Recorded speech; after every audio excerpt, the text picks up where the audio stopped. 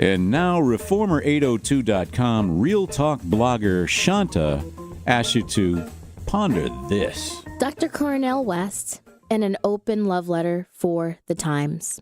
Over the past few years, I've reflected on the roots tied to Valentine's Day, along with everything happening in the world. Love and the very act of loving has felt more rebellious now more than ever, due to the truths of Valentine's Day in February, and as you know, St. Valentine breaking the edict during a time when marrying couples was illegal. It has felt more fitting to call it Rebels Day. It was never about chocolates and Hallmark cards, but more about what was one actually going to do to illustrate love in a world that increasingly seems to have just gone quite mad. Well, 3 days just before Rebels Day, I got a chance to hear Dr. Cornelle West speak, and his talk answered my question. In a gorgeous hall packed from balcony to bottom in Northampton, we received something of a love letter written by one who knew best about what to say in such a time. In fact, it wasn't just a story about love, but one about legacy, as this skilled cartographer took us through mountains, valleys, rivers, and unexpected spaces.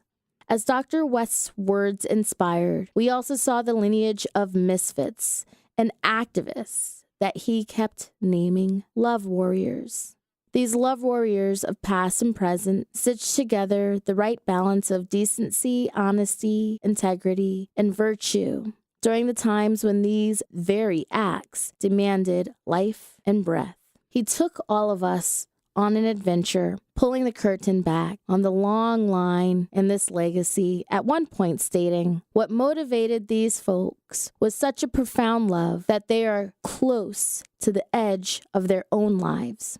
As he continued on, he also brought us back, revisiting 4 questions originally posed by W.E.B. Du Bois.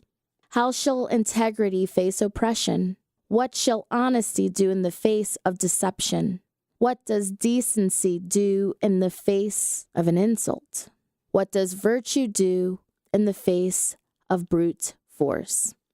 As we were all reminded of these questions on this very night, we were also reminded of what it truly meant to become a love warrior, to become a rebel, to take action, to be able to utter the words activist. He said, when you decide to be an activist, you decide to be on intimate terms with catastrophe. In between the main points, Dr. Cornelle West also hid treasures and little explosions, like the fact that folks can't ride your back if you're standing straight, while encouraging us to imagine more in our institutions of education beyond just rewarding smartness. In every way, this open love letter to all of us in this moment was reminding us of ourselves, calling us to be a misfit rather than fitting in, reminding us to never confuse greatness with success, and also reminding us that so many of our heroes today are being projected to the younger generation, and they tend to be successful, but not great. So perhaps we might remember to think about all of the ways we wish to be, walk, and talk, and do in the world in such a way that we too can become those who are inspired by a love that is so great within us that we can't help but to put it back into the world.